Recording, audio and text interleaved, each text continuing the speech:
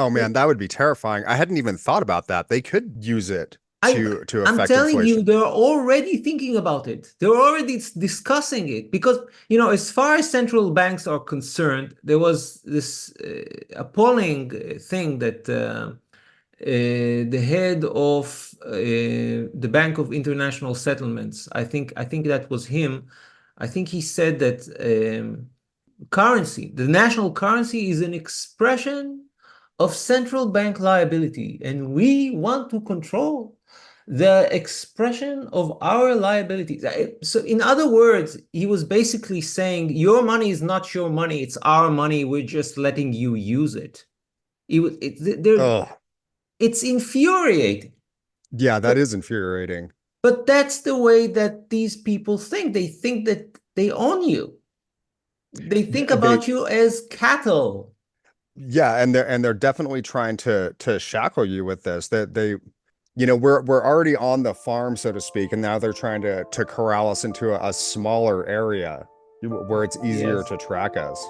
And milk all the cows and shear all the sheep.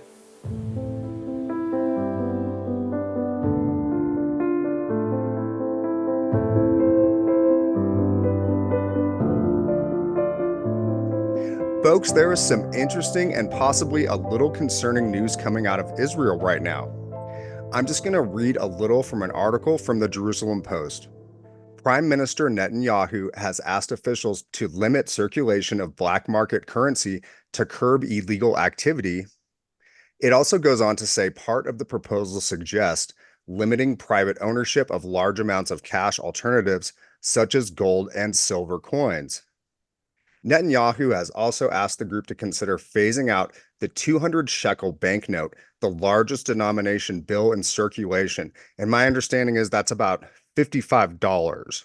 Is that correct? Yes, that's correct. It's quite ridiculous because if you think about it, it's not a lot of money. Our largest bill, 200 shekels, is only worth $55. And if they cancel it, then we're only left with the 100 shekel bill, which is only worth about $25. So that's really not a lot of money. Now, the incentive behind this reform is because Israel is, of course, fighting a war against Hamas in Gaza, against Hizbullah in Lebanon. And this war costs a lot. Throughout the past year, there's been a huge, huge government deficit. And the government is looking for money, for more money, to extract more money from the public.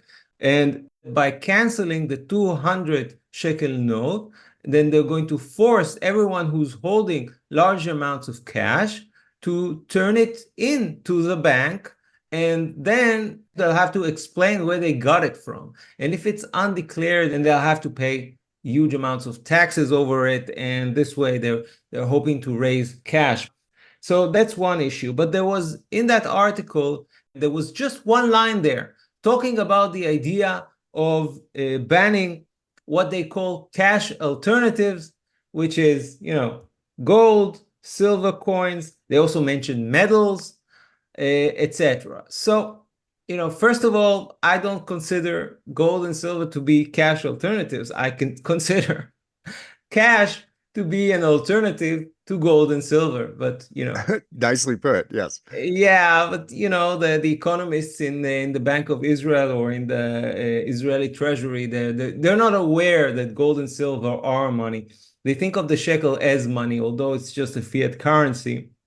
And I guess that they're thinking that if tax evaders don't keep cash because they banned the cash, so they're going to hold the gold and silver coins instead, and they think they can just ban them. And that's kind of silly because history shows that you can't really ban gold and silver. We've had this, in the United States. Roosevelt, he banned gold in 1933, but in hindsight, we know that most people didn't turn in their gold and they kept it, and perhaps it went into hiding, and perhaps they kept it in a sock drawer, or I don't know, in somewhere Right. beneath, inside the wall, a hole in the wall, or beneath the floor. Now, the entire point of confiscating gold and silver is so that you can devalue the currency, and the people will be locked to your currency and unable to escape that inflation, that devaluation. And history shows that people are not stupid. And even if they're told to just turn in all their gold and silver, they don't really do that. Yeah, they Perhaps go bury it. very few people actually do that. And eventually, those who kept their gold and silver are protected from inflation, even if it takes them a few years before they can actually use it. Seeing this from across the ocean, it is a little concerning. We have, of course, precedents for gold confiscation because they did it before, and we have the comfort of, well, if we have pre-1933 gold coins, there's precedents that those won't be confiscated, so people can take some comfort in sitting on those. There is no precedence for silver confiscation. We do have in our Constitution, Article 1, Section 10, I believe, gold and silver are supposed to be the only money that can be used for payment in debts. So we do have a pretty strong arguing point if, we were facing a similar situation as you guys, out here. But it does really make me wonder, what's going on. It's also concerning just because your country is so small. And the government is very thorough, is what it appears to me as, someone from overseas, that if they go for it, they could really be pretty forceful about it, and who knows, maybe pretty effective. There's not a lot of population for them to have to go through as Look, far as if they start looking through transaction records, or if they're trying to figure out who might have what. they can go through transactions records, that's for sure. But in order to confiscate gold and silver, you need to go from house to house and look for it. And that's a difficult thing to do. And to the best of my knowledge, it didn't happen in the United States. There was an executive order to turn in gold bullion, and people were just asked to do that. But nobody Correct. went house to house to look to see if people actually did that. So they're counting on public compliance. They're assuming that people will do as they're told, but we're living in a different age now. We're living in an age in which people have very little confidence and trust in their governments. And I think that if they try to ban gold and silver, nobody's going to turn in their gold and silver. They're just going to hide it. We're going to have a black market in gold and silver, and it's not going to be enforceable. Yeah, it would be extremely difficult for them to do that. And, what they would be hoping probably is that if people went to exchange it or buy and sell it, that maybe they could catch them at the time. And of course, they would make it illegal to conduct transactions with it. But it would be very difficult. And then, of course, there would be, cost involved and risk involved. If you could imagine out here, if the word got out that there was people going house to house taking everyone's gold and silver, well, the criminals would be looking to target whatever agents were doing that, when they were filling up their van full of precious metals. But once you look at, you're paying these people, that you're going to have to pay for the gas, you're going to have to pay to ship it. There's a lot of cost involved, and especially with going around physically confiscating silver, I think the price point would have to move a lot before that could make any sense, at least out here. Yes.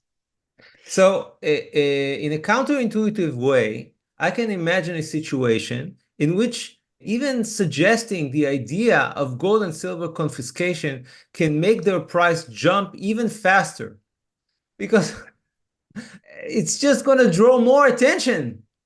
It definitely could, yeah, because the articles would get out. Another thing that we have here is we have this big, huge southern border that people can slip through, and so a lot of folks who have connections south of the border, I mean, there would be nothing stopping them from throwing all their precious metals in their vehicle and just driving to Mexico.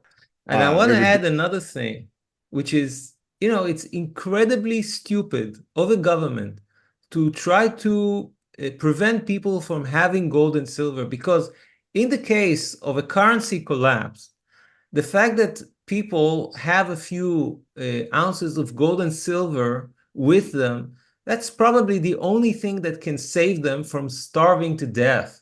So Right? if you care about your people, if you care about your country, and you want your economy to be able to recover from a situation of hyperinflation, and mind you, we already had one hyperinflation here in Israel. Not many people are aware of that, but during the 80s, there was very, very high inflation. And the currency almost collapsed. They had to change it from the old shekels to the new shekels. But I can imagine a new shekel coming along very quickly, because we already have high inflation here. And I wouldn't be surprised if Israel will have another hyperinflation, together with the rest of the world, by the way. So no matter how stupid the government is, and no matter if it shoots itself in the foot, we need to, stay the course. We need to stay confident. Right now, there's nothing official. Right now, there's nothing, formal. Right now, I'm continuing on my stacking journey. And when it becomes official, then I'll have to reconsider, my personal finances. But right now, I'm buying more silver. Okay, great. Yeah, I would make the same move, my friend. Um, out here, if you, I believe the number is $5,000. If you go in and you deposit $5,000, um, it basically automatically triggers a check on on your account, and they consider if the funds came from a legal source. I wonder if Israel does anything like that at this point. Have you ever heard anything like that out Yes. there? Well, there are restrictions here on cash transactions, and over Okay. the years they become more and more harsh, and they are considering new measures in order to track invoices, to make sure that both sides are reporting the transaction.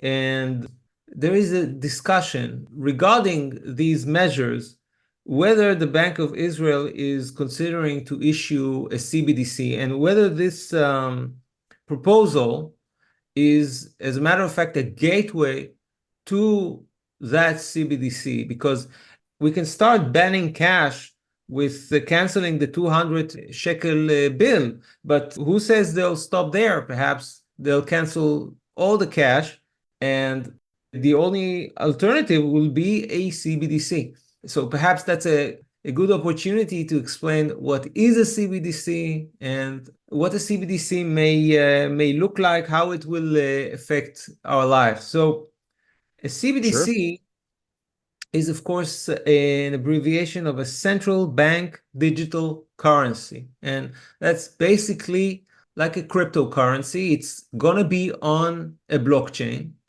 but it's not going to be decentralized. On the contrary, it is going to be very much centralized, because the control of it is going to be in the hands of the central bank. And also, unlike Bitcoin, its quantity is not going to be limited, but the central banks will be able to issue it at any amount that they wish. And the idea is that this CBDC will replace our national currencies.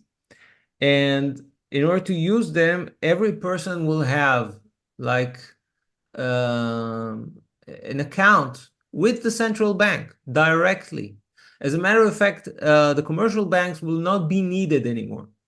Perhaps they're going to keep them, as an intermediary, but they don't really need them anymore, because everyone is just going to have an account at the central bank. And you won't be able to, withdraw your money from that account, because there is no physical form to the money. It just exists in that digital account. And Yeah, there's that no is, tangible form of this. yes, exactly. It doesn't have any tangible form. So there's no, it doesn't mean anything. You want to withdraw the money. You can't because it has no physical form, and you can't like transfer your funds to another bank because there is no other bank. There's just one bank, the central bank. Oh man, what a nightmare. Yes, and that's just the beginning because a CBDC is potentially what we call programmable money. It means that it can be controlled from afar, controlled by the central bank, so that they put restrictions on certain people or on certain items. Just imagine, for instance, that the central bank decides that it doesn't want to allow people to buy cigarettes. It decides that cigarettes are not good for you. So you're going to come to the store, and even if they have cigarettes and they want to sell you cigarettes, you won't be able to buy them because your CBDC won't respect the payment for cigarettes, for instance. Total Or it can, tyranny. yes, and it can be even worse. For instance, they can decide that they want to restrict the amount of fuel that you can buy because they're concerned about global warming, for instance. You have enough fuel to travel to work and back, and nothing more than that, And for then instance. you're in your little outdoor prison, so to speak. And then the globalists got you at that point. You can only Yes, travel so far in a day, yes. or they're going to shut off your CBDC. There's another thing they can do. They can make it function only in a certain geographical region. For instance, your CBDC account, it works only at your town. But if you travel to another town, then your money doesn't work there. So you can't buy food and you can't pay for a room in a hotel. So essentially, you can't travel. And that, of course, reminds us of the idea of 15-minute cities, another idea which was floated by globalists in order to fight global warming and stuff like that. Right. I mean, it's a terrifying proposal, Yes. the idea of a CBDC. I mean, as of right now, any bank transfers, credit card transactions, all that kind of stuff, they can already track that stuff. And so even just getting rid of cash itself would give them a huge step up in transparency as far as invading people's privacy, seeing what Yes. they're spending their money on. And then, the CBDC would just be the icing on the cake. Like right now, for example, if I travel to another state and it's maybe someplace I don't go to often, I'll have situations where my credit card won't work, and then I'll have to call the bank, and they're like, "Oh yeah, we blocked that transaction because we didn't think it was you." And I'm like, "Okay, well it's me, and I need gas because I'm driving through this state right now." And then they'll, turn it back on. And so already we're seeing some beginning stages of this, almost Orwellian level of control Yes. over our finances. We, we've And We also hopefully we saw cases in which banks refuse to respect payment to bullion dealers. For instance, if someone wanted to buy gold or silver, and the bank wouldn't let them because they thought that that wasn't a good use of their money. yeah, that's outrageous. And and that's starting to get into the kind of stuff they talk about out in China, where it's a social credit score system.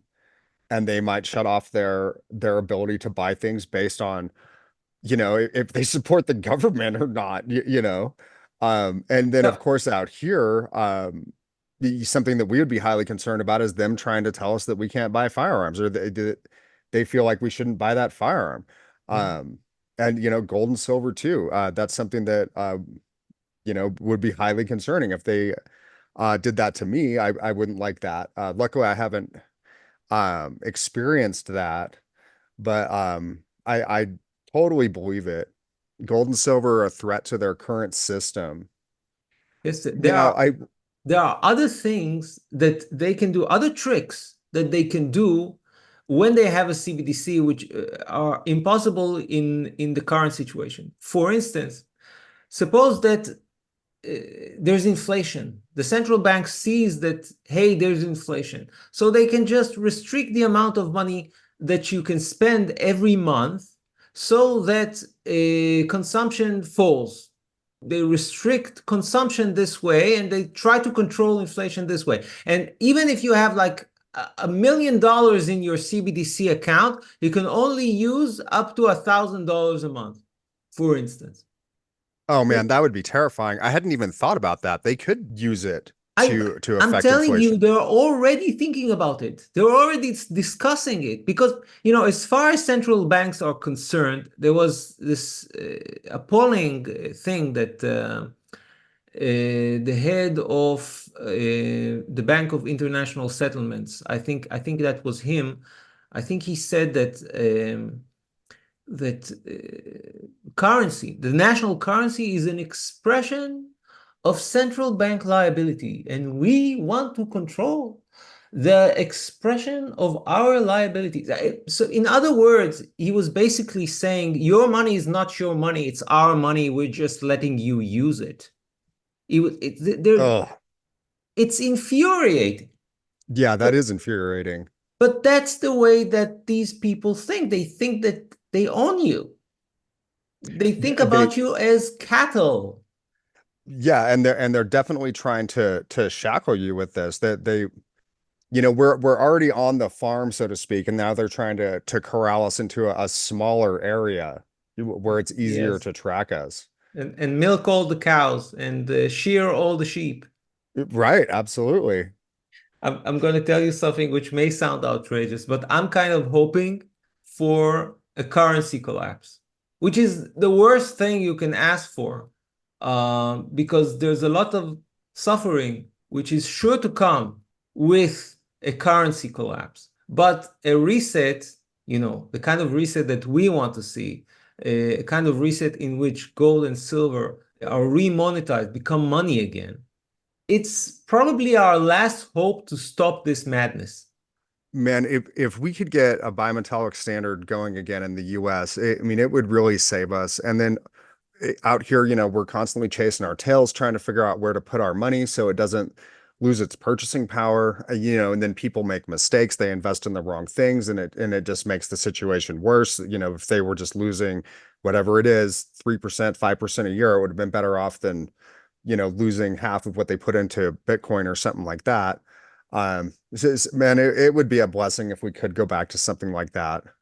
Now, just think about it. How come things are so crazy nowadays? My theory says that everything is linked to fiat currency and the ability of central banks to issue it at any amount, and the ability of governments to deficit spend at any amount. And a currency collapse will be extremely painful to the population. I'm not kidding myself. But at least it will take the power to generate inflation from the hands of the central banks and the governments, and it will stop the process. And if we manage to go back to sound money, then I think many things, many destructive processes that we're seeing nowadays will stop, because there's simply not going to be, there's not going to be money to fund them. And Right. This out of control, unchecked spending, yes, if that money disappeared, I mean, it would fix a lot. We wouldn't have as much money to instigate wars internationally, yes. to perpetuate these big conflicts. Yes. Um, How about importing all those illegal, undocumented immigrants and paying them, giving them housing, free healthcare, free education, free everything? Under a sound money system, there's no funding for that. Absolutely. That's another thing that would get fixed right away. And Americans are starting to get frustrated. I had a coworker talking to me about that he had seen an article, about how much they were getting for their food stamps. And so people are starting to get frustrated Yes. with this situation. And a lot of them are actually on the left. So who knows, man? Hopefully we won't have to deal with Kamala being in office, and we can start to correct a lot of these things. Because I think at the ground level, at the grassroots level, there will be virtually no resistance to Trump rolling back these programs and setting everything back to the way it was when he was in office. The thing is, I have my doubts whether the United States is still a democracy or not, whether you still have honest elections, fair elections or not. And as far as I'm concerned, whether Kamala Harris will be elected or not, that's going to be the test of whether you still have elections or not. Because if she's elected, taking into account the fact that I think she's unpopular. From what I'm seeing, she comes across as phony, as fake. And if she enters the White House, regardless of what people think about her, that'll be the sign for me that, unfortunately, the United States is no longer a democracy. And that's a whole new can of worms. Well, absolutely. I mean, there is a lot of evidence that there was voter fraud, pretty widespread in the last election. And so a lot of people don't feel like this administration was legitimate to begin with. And I think a lot of people really do feel the way that you do. And folks, before we dive into the Fed cutting rates by 0.5%, if you could please take a moment and hit the like button and consider subscribing to the channel, I would really appreciate it. The Fed recently cut rates by 50 basis points, which was higher than the 25 points most people were expecting. I wanted to get your take. What do you think about them cutting rates without hitting their 2% inflation target? I mean, some folks are saying they should have kept raising rates if they were going to get it under control. Would you say that they should have kept raising rates in order to hit their 2% target, Yeah. or was lowering them now the best option considering where we are at today? Okay. So my take on this subject is that the Federal Reserve doesn't have control over inflation in the United States right now. Why do I say that? Because when the Federal Reserve sets interest rates, it affects bank lending. First and foremost, it affects bank lending. The amount of new money which is created when people like you and me or corporations take out loans from the banks. But currently, I think the main driver for inflation in the United States is not bank lending. I think it's government spending. I think government spending in the US has gone, out of control. And the thing about government spending, about the federal government, it doesn't really care about the cost of borrowing. And you can see, even though interest rates have gone up tremendously, the federal government hasn't cut back its spending. On the contrary, the Biden administration, they spent like drunken sailors. They continue to do that all the time. We even had this expression, fiscal dominance, which is a terrible expression in my view. It's just another way of saying that we, the central bank, cannot stimulate right now because we're supposedly fighting inflation. So you, the federal government, you go ahead and spend and create that stimulus that we can't create. They're admitting that the economy can't stand on its own feet without constant stimulus. They're also admitting that this stimulus needs to constantly grow and grow and grow, because if they cut it back just a little bit, the entire economy will collapse. Now, it's very important to explain, although government spending in itself, it doesn't make the money supply grow, but it increases the velocity of that money, right? Because once the government borrows, it immediately spends that money on goods and services. It doesn't save it. So in order to really fight inflation, you would need the central bank tightening and the federal government cutting its spending at the same time. And we haven't seen that. So this rate cut, it won't mean much in the grand scheme of things. I think it's more of a political move. I think it's meant to boost the stock market and to give people a good feeling ahead of the elections, so that Kamala Harris will have better chances of getting elected, and that's it. Now, at the same time, we're seeing China easing as well. That's something new.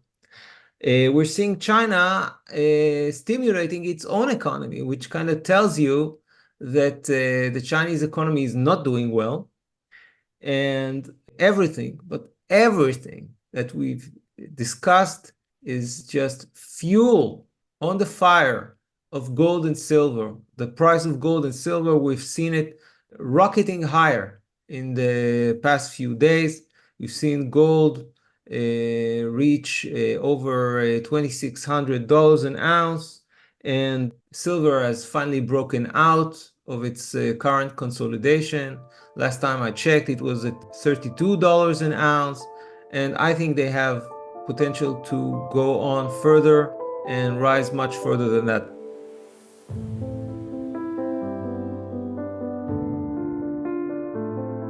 Thank you for listening to the Silver Hermit podcast.